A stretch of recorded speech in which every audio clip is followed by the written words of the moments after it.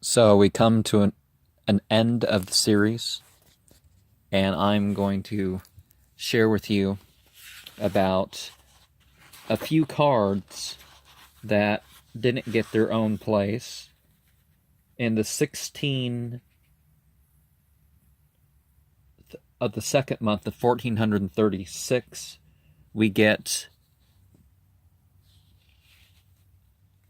the Prince of Knives and the Nine of Grails.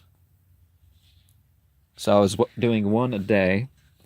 And the 20th of the second month of 1436, we had the Ten of Scepters and the Lord of Knives. Lord is in king.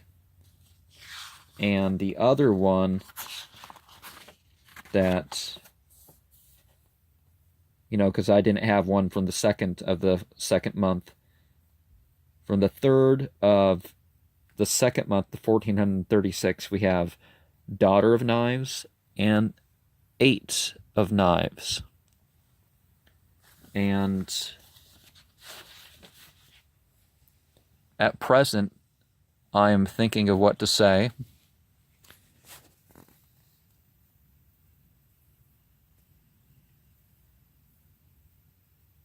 In the future, I'll have some things that will hold me back. And in the past, I have been wanted for the sake of pleasure, sometimes completely selfish and didn't want to take part, but I don't want to imply too much, but or imply the wrong thing and have people. But anyways, I thought I'd say some things related to the tarot that I included. And we have the Prince of Swords said, "You may have been able to figure out that all the cards of the same number share some of the same symbolism." The Princess of Cups asked, "Some of the names and stuff were similar. What do you mean?" "They have Kabbalistic and numerological names," he replied. She asked, "You mean like in that story we used to talk about?" "Yes," he answered. "Aces are both crowns of their suits and essences. Twos are both wisdom and energy of their alchemical element. Threes are both understanding and development of clubs, or hearts, or spades, or diamonds. Fours are both mercy and structure of fire, or water, or air, or earth. Fives are both severity and force of wands. Of severity and force of wands. Our cups, our swords, our discs. Sixes are both beauty and equilibrium of rods, or of chalices, or staffs, or coins. Sevens are victory and absorption of fasting, or charity, or prayer, or creed. Eights are splendor and rhythm of tetrahedrons, or isosahedrons, or octahedrons, or cubes. Nines are both foundations and crystallization of septagrams, or hexagrams, or enneagrams, or pentacles. Tens are both kingdom and manifestation of spiritual creativity, our emotional intuition, our intellectual consciousness, our material form. Do the trumps share these names?" asked the Princess of Cups. "They do, but their own Kabbalistic names and numerological symbolism." And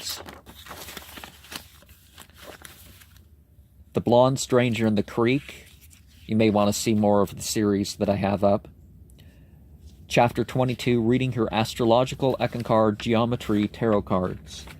And I didn't organize the chapter, but it's 20-something pages without some additional notes here. And by additional notes, I mean going back and looking at diaries and what they talked about, and my stomach is growling. And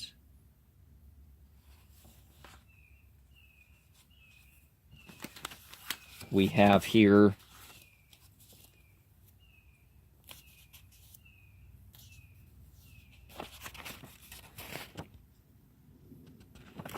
Okay, the Ekankar Tarot.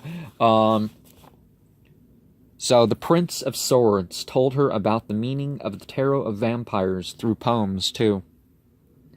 The Princess of Cups was given a set table of correspondences on pages 206 and 221 of Mark Elroy's Putting the Tarot to Work, Creative Problem Solving, Effective Decision Making, and Personal Career Planning. 0 Fool is enthusiasm and inexperience. 1 Magician, empowerment and creativity. 2 Priestess, reflection and reception. 3 Empress, development and growth. 4 Emperor, authorities and directives. 5 Hierophant, externals and regulations. 6 Lovers, affiliations and partnerships. 7 Chariot, victories and triumphs. 8 Strength, resolve and focus. 9 Hermit, solitude and isolation. 10 Wheel of Fortune, cycles and fluctuations. 11 Justice, evaluations and deliberations. 12 Hanged Man, trial and transformation. 13 Death, endings and transitions. 14 Temperance, blending and mediation. 15 Devil, manipulation and selective vision. 16 Tower, destruction and revision. 17 Star, hopes and goals. 18 Moon, illogic and mystery. 19 Sun, sensation and satisfaction. 20 Judgment, decisions and conclusions. And 21 The World, completions and realizations are the trumps. So obviously I'm condensing quite a bit, aren't I? 2 of Cups, union. 3 of Cups, celebration. 4 of Cups, distraction. 5 of Cups, loss. 6 of Cups, donation. 7 of Cups, imagination. 8 of Cups, dissatisfaction. 9 of Cups, satisfaction. 10 of Cups, contentment. 2 of Coins, evaluation. 3 of Coins, production. 4 of Coins, maintenance. 5 of Coins, inadequacy. 6 of Coins,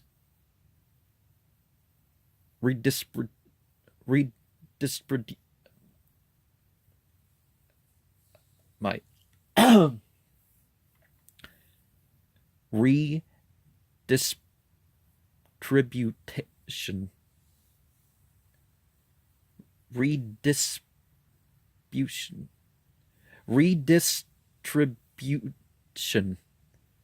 Redistribution. I don't know why I was stumbling on that, but 7 of Coins, instinct. 8 of Coins, productivity. 9 of Coins, prosperity. 10 of Coins, attainment. 2 of Coins, debate. 3 of Swords, variance. 4 of Swords, suspension. 5 of Swords, commitment. 6 of Swords, committee. 7 of Swords, agenda.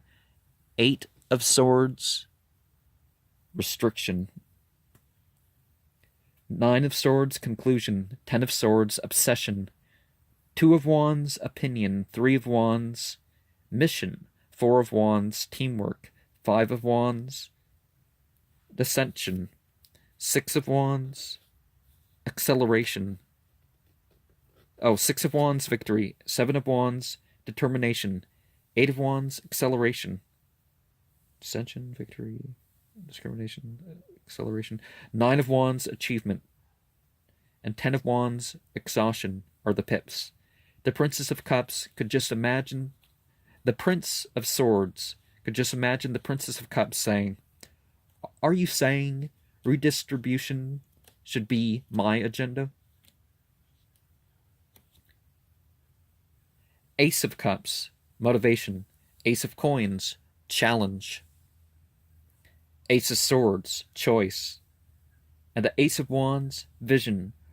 The aces are cards around the numerology of 1.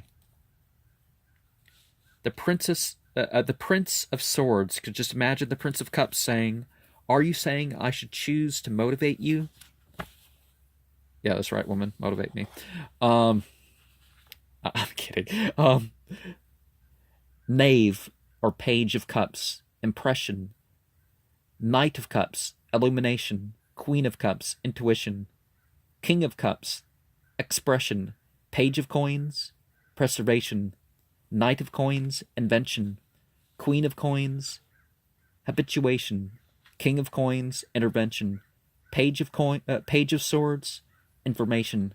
Knight of Swords, investigation. Queen of Swords, inclination.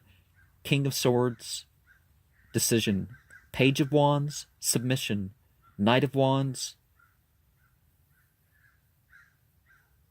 persuasion. Queen of Wands, collaboration. And King of Wands, dominions, are the court cards. The Prince of Swords could just imagine the Princess of Cups saying, "Are you saying you want to investigate my impressions?"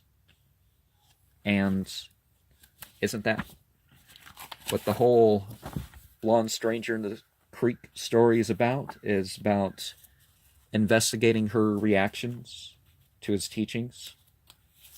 Of course, it's a true story, and don't want to assume anything inappropriate as to what he has indulged in trying to be satisfied. A lot of ifs. But I put it together as a story that could teach others. It's not just, So, the opening part of this chapter, I put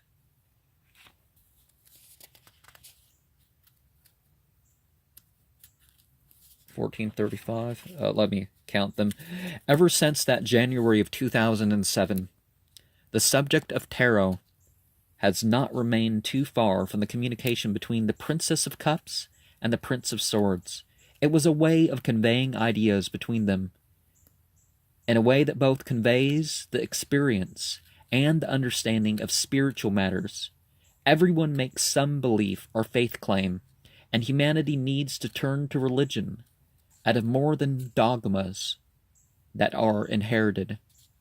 Tarot uses the language of ancient to medieval to current art as a means of many to understand the same message in their own way. He was never her fortune teller, or one who tried to claim that he knew the unseen secrets by going over her cards. However, he admits that he was more than a friend through such alone. He was a psychologist and priest to her, who used art that touched her physically, mentally, and spiritually. And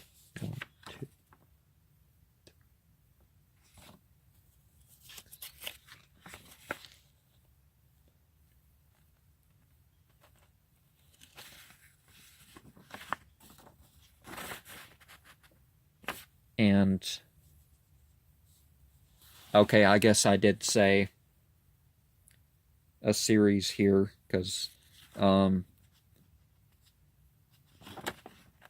Lotus of the Palace of the Floods, that sort of thing. I think that this was already shared. If it was not shared, the 1435, let me know. But I will say more about cards. So we have fire, air, and water.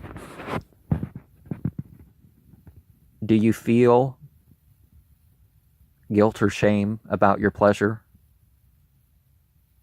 If so, perhaps it's not that which you should use to satisfy yourself. Pleasure and the desire for pleasure, the thought or impulse of pleasure, in itself is not wrong, no matter what that is. But clean it, purify it. What thoughts are holding you back? And what thoughts are keeping you where you should be?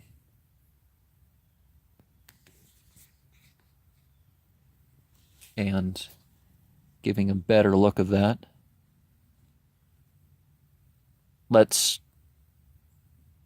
transform to ascend the control of others, their programming. Let's be in control of our programming and ready to strike down what goes against us. But there needs to be moderation and all that too. But so let's look at the backs one more time. And I should do more series using the tarot as a symbolic basis. I may do other things of other such sort. And I have in the past, so you may want to look at how things are going. And symbols, you have your reaction, your story to tell, your connections. Your beliefs and practices can be expressed or through art, or taken in out of the art that exists.